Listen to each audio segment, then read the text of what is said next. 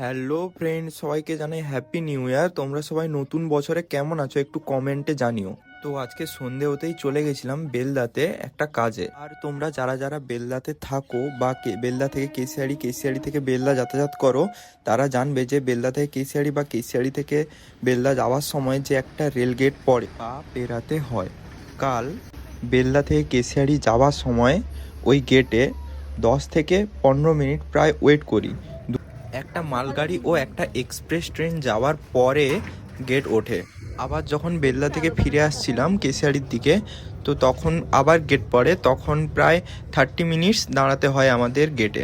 এরপর 3টে মালগাড়ি ও একটা এক্সপ্রেস ট্রেন পেরাবার পরে আমরা যাই। আর ততক্ষণে আমাদের পেছনে একটা বিশাল বড় লম্বা লাইন পড়ে যায় গাড়ির।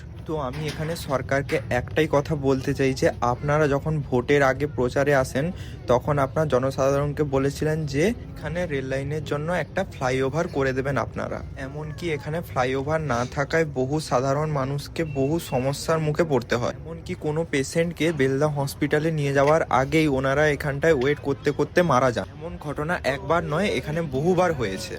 বহু জনসাধারণ এই ফ্লাইওভারের জন্য ওপর মহলে আবেদনও করেছেন, কিন্তু তারপরেও কোনো কাজ হয়নি। তো আমি সরকারকে একটা কথাই বলতে চাই যে আপনারা এই রেল গেটে একটা ফ্লাইওভার অতি শীঘ্রই নির্মাণ করুন, যাতে সাধারণ মানুষের আর কোনো কষ্ট না হয়, আর কোনো সমস্যার মুখে পড়তে না হয়।